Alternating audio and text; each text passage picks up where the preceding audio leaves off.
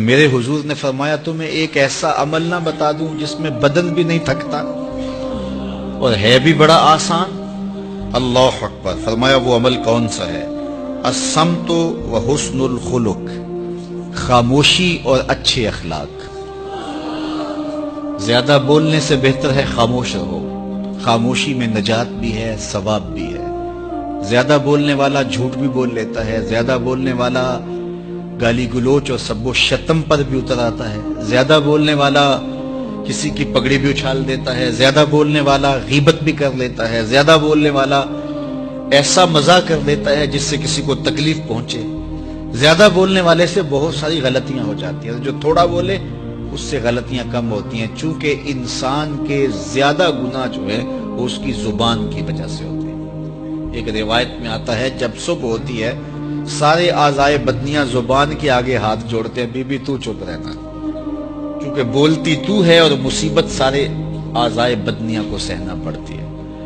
تو یہ زبان جو ہے اس کی وجہ سے زیادہ گناہ ہوتے ہیں، یا زبان کی وجہ سے، یا انسان کی عصمت کا جوہر جب لٹتا ہے تو پھر اس کے پلے کچھ نہیں رہتا۔ اس لیے میرے حضور نے ارشاد فرمایا جو تمہاری دو ٹانگوں کے درمیان اور جو دو جبڑوں کے درمیان زبان، ان دونوں کی مجھے تم ضمانت دے دو، میں محمد تمہیں جنت کی ضمانت دے دیتا ہوں۔ تو فرمایا کہ میں تمہیں ایسا عمل نہ بتا دوں کہ جو بہت ہی آسان ہے، اور وہ کیا ہے؟ الصمت، خاموشی، وحسن الخلق، اور دوسری بات اچھے اخلاق، رویوں کی خوبصورتی۔ کسی سے ملو تو ہنس کے ملو، کسی سے بات کرو تو لہجے میں نرمی ہو، کسی کی عزت آبرو کا خیال رکھو، بڑے کا احترام کرو، چھوٹے پر شفقت کرو، مخلوق خدا پر رحم کرو، اللہ کی مخلوق پر شفقت سے پیش آؤ، رسول کریم کی امت پر رحم کرو۔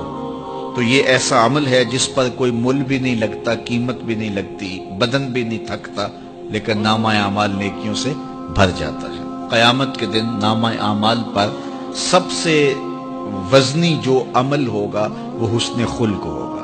حضور نے فرمایا کہ بیہودگی اور فحش کلام کرنا، یہ سب کچھ جو ہے تو فرمایا یہ اسلام میں سے نہیں ہے، اور بہترین اسلام وہ ہے جس میں خلق اچھے ہو۔ حضور نے ارشاد فرمایا کہ جو حسن خلق ہے یہ گناہوں کو اس طرح مٹا دیتا ہے جس طرح جو مصفہ پانی ہوتا ہے، اچھا پانی ہوتا ہے، وہ بدن سے میل کچیل اتار دیتا ہے، اور جو برے اخلاق ہیں وہ عمل کو اس طرح فاسد اور ضائع کر دیتے ہیں جس طرح شہد کے اندر سرکہ ڈال دیا جائے تو شہد صحیح نہیں رہتا۔ تو عمل اچھے ہیں لیکن بدخلقی ان اعمال کی بربادی کا سبب اور ذریعہ بن جاتی ہے۔ ہماری زبان جو ہے وہ ایسی خوبصورت باتوں سے مزین ہو کہ قیامت کے دن جب نامہ اعمال رکھا جائے تو حسن خلق کا وزن ہمارے گناہوں کو کم کر دے اور ہماری نیکیاں حسن خلق کی وجہ سے بلند اور بالا ہو۔ اللہ جل شانہ ہمیں معاملات کے اندر خوبصورتیاں نصیب فرمائے، رفق، نرمی نصیب کرے، معاف کر دینے کی توفیق نصیب کرے۔